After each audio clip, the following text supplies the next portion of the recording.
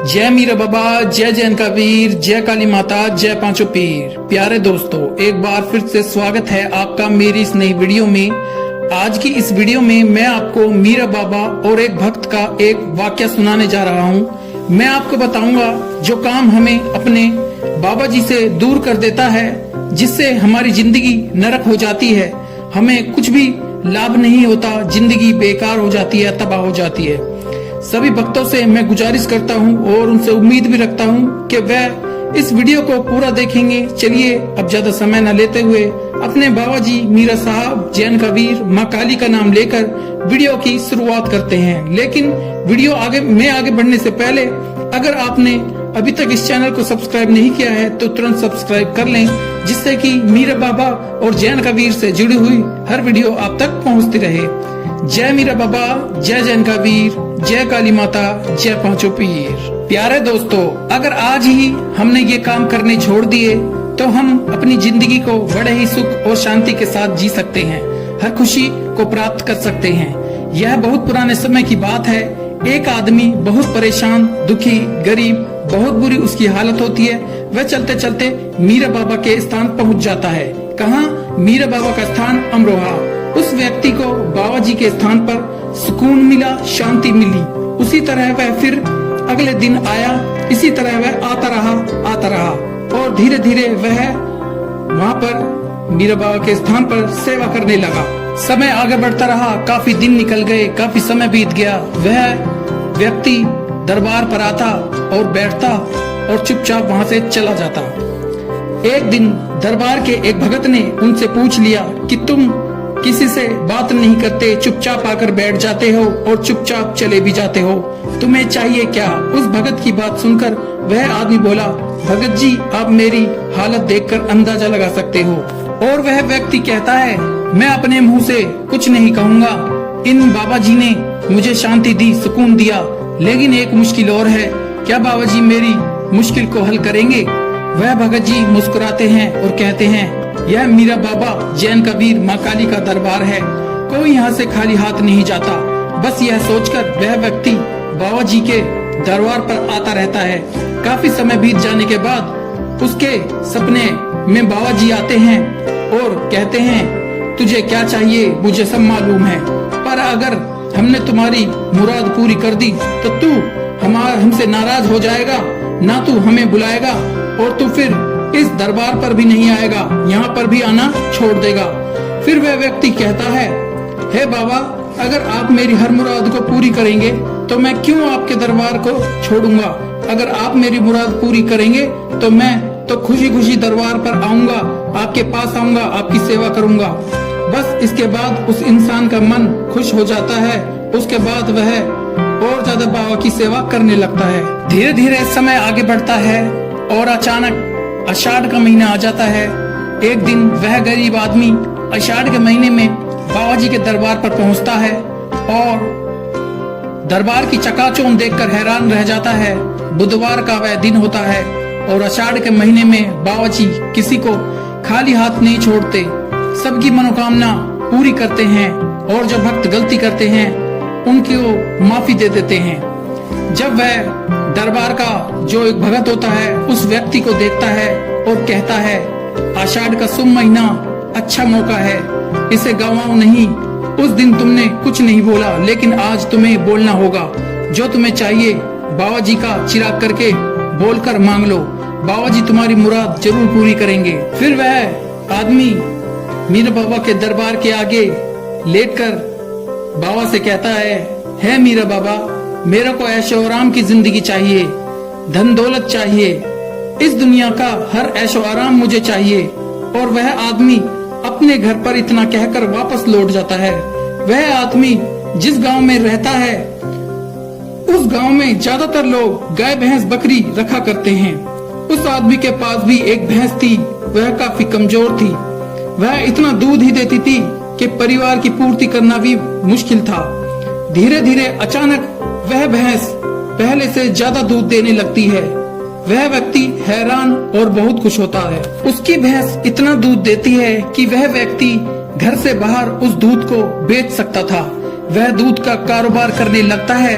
वह कुछ समय बाद ही एक भैंस और ले आता है। धीरे धीरे वह कई सारी भैंसें उसके पास हो जाती हैं। इस तरह उसका कारोबार बढ़ने लगता है। धन दौलत उसके पास आने लगती है। जहाँ वह रहता था वह जगह उसके लिए थोड़ी पड़ने लगती है।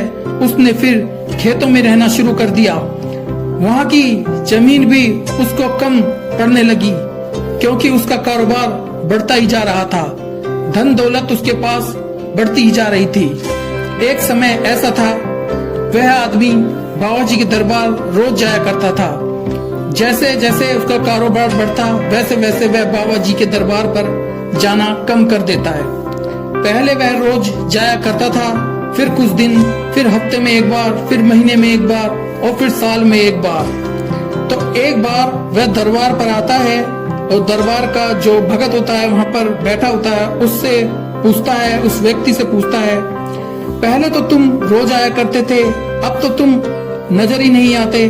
फिर वह आदमी कहता है, मेरे पास समय ही नहीं है, आऊं, मेरे काम इतना बढ़ गया है, मुझे टाइम नहीं मिलता। और फिर एक समय ऐसा आता है, वह आदमी बाबा जी को भूल जाता है, दरबार को भूल जाता है।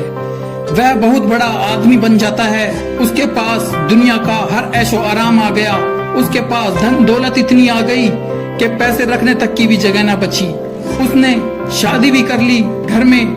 ऐसा करते करते समय बीत गया। उसके कुछ समय बाद ही उस आदमी की जो पत्नी होती है उन पे बाबा जी की सवारी आ जाती है। बाबा जी कहते हैं, तू मेरे दरबार पर अब क्यों नहीं आता? वह व्यक्ति बोला, आप कौन है, क्या हैं? हमें बख्श दें, हमें परेशान करना छोड़ दें, हमारा पीछा छोड़ दें। बस बाबा जी ने उनका साथ उसी समय छोड़ दिया। बाबा जी ने कहा, अब मैं जा रहा हूँ। हमें तो सुनकर भी बहुत दुख होता है दोस्तों। बस जिस दिन बाबा जी उसकी जिंदगी से निकले उसी दिन उस व्यक्ति का कामयाबी, खुशी का समय खत्म हो गया। उसी दिन से उस आदमी का नुकसान होना शुरू हो गया। धीरे धीरे उसका कारोबार ठप हो गया।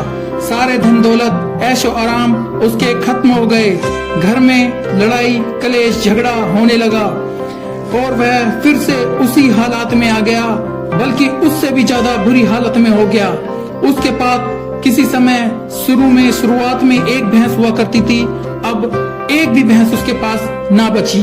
हालात खराब होते ही उसे अपने बाबा मीरा साहब, जैन का वीर और अपनी माँ काली की उसे याद आती है। उस दरबार की याद आती है जहाँ उसे सुकून मिला, शांति मिली।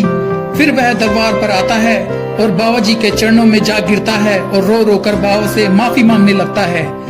वहीं दरबार का एक भगत कहता है, बाबा जी ने तुम्हें धन दिया, दौलत दी, तुमने क्या सिला दिया?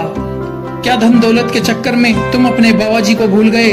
तुमने जो मांगा बाबा जी ने आपको नसीब से ज्यादा दिया, पर तुम उसे संभाल ना पाए। अपने ऐशो आराम मद मस्त होकर अपने बाबा जी को भूल गए, धन दौलत को ही अपना सब कुछ मान लिया। जो आदमी धन दौलत के नशे में, इस दुनिया के नशे में अपने कुल देवता या अपने पीर मुर्शिद को भूल जाता है, उसकी रहमत को भूल जाता है, अपने बाबा को भूल जाता है, फिर उसका नुकसान होना तय है। एक भक्त ने अपने कुल देवता से कुछ मांगा, अपने पीर से कुछ मांगा तो उसे बहुत ज्यादा दे दिया। बाबा ने उसे बहुत नसीब से भी ज्यादा दे दिया। तो उस भक्त को, उस मुरीद को यह कहना चाहिए कि जो मेरे बाबा ने मुझ पर करम नवाजी की, मेरे को नवाजा है, उसका आदर सत्कार करूं, पहले से भी ज्यादा आदर सत्कार करूं, उसकी सेवा करूं, उनकी पूजा करूं। प्यारे दोस्तों, इसी कहानी से हमें बहुत कुछ सीखने को मिलता है। हमारे बाबा जी हमें सब कुछ देते हैं, जिसकी हमें जरूरत होती है हम जितना मांगते हैं उससे भी अधिक देते हैं।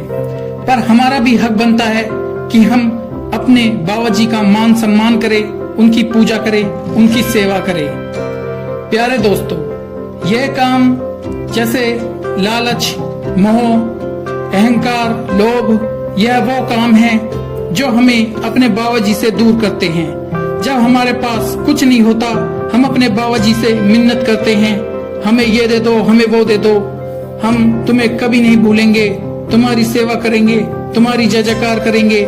पर जब सब कुछ मिल जाता है तो फिर इंसान लालच में आ जाता है, अहंकार में आ जाता है, लोभ और मोह में आ जाता है और फिर अपने कुल देवता, अपने पीर को भूल जाता है। हमें अपने पुराने दिनों को कभी नहीं भूलना चाहिए कि हम किन हालातों से गुजरे हैं, पहले हमारे हालात क्या थे, अब क्या हैं। हमें अपने पुराने दिन कभी नहीं भूलने चाहिए। जितना हमारे बाबा जी ने हमें देता है उसमें सब्र करना चाहिए। लोभ, मोह, अहंकार कभी नहीं करना चाहिए। अगर हम यह करेंगे तो निश्चित ही हम अपने बाबा जी से दूर हो जाएंगे और हमारा पतन होना निश्चित हो जाएगा। दूसरों की धन दौलत पर निगाह रखना, किसी पर गलत निगाह रखना, दूसरों की निंदा चुगली करना और धोखे से पाप से कमाई करना, ये सभी काम हमको बाबा जी से दूर कर देते हैं। ये काम कभी जिंदगी में नहीं करने चाहिए। जो हमारे बाबा जी देते हैं उसमें सब्र रखें, बाबा जी की सेवा पूजा पाठ करें, अपने माँ बाप की सेवा करें और किसी जरूरतमंद की अपने हैसियत के हिसाब से मदद करें। फिर हमारे बाबा जी हमसे कभी दूर नहीं होगा और हमारे दिन दुगनी रात चुगनी होगी। जिंदगी में हर सुख शांति बाबा जी हमें देंगे। तो इन बातों पर आप जरूर करेंगे। बोल मीरा बाबा की जय, बोल जैन का वीर की जय, बोल काली माता की जय। प्यारे दोस्तों, इस वीडियो को बनाने का मकसद आपको समझाना है। मैं चाहता हूँ हर भक्त सच्चा भक्त बने, बाबा की सेवा करे, उनकी पूजा करे, उनकी चिराग करे। ध्यान रखे, एक सच्चा भक्त ही मीरा बाबा को जान सकता है, उनकी अजब शक्ति को जान सकता है। दोस्तों, किसकी जिंदगी में दुख दर्द नहीं है? मेरी जिंदगी में अगर दुख आएगा तो जरूर वह मीरा बाबा की करामात होगी। वह जरूर मुझे कुछ समझाना चाह रहे होंगे। इसलिए मैं कहता हूँ, जो लोग दुखी हैं वह कभी घबराए ना। यकीनन बाबा जी आपके साथ कोई न कोई कहानी लिख रहे होंगे, आपको समझाने के लिए या आपको सबक सिखाने के लिए या आपको आगे बढ़ाने के लिए। कुछ भी बाबा जी कर सकते हैं, वह अपनी मर्जी से हमसे कुछ भी करा सकते हैं। इतना सोचकर अपने दिल को तसल्ली देकर रखें, कभी घबराए ना, निराश ना हो। मीरा बाबा जी की पूजा पाठ करते रहें, उनकी सेवा करते रहें। जो भक्त मीरा बाबा को पूजते हैं, जिनके ये कुल देवता है या पीर हैं, वह बड़े ही खुशनसीब होते हैं। बोल मीरा बाबा की जय, बोल जैन का वीर की जय। प्यारे दोस्तों, अगर यह वीडियो आपको अच्छी लगी हो तो इसे लाइक करें, शेयर करें और मेरे इस चैनल को जरूर सब्सक्राइब करें, जिससे कि मीरा बाबा, जैन का वीर, माँ काली से जुड़ी हुई हर वीडियो आप तक पहुँचती रहे। मिलते हैं अगली वीडियो में। जय मीरा बाबा, जय जैन का वीर, जय काली माता, जय पांचों पीर।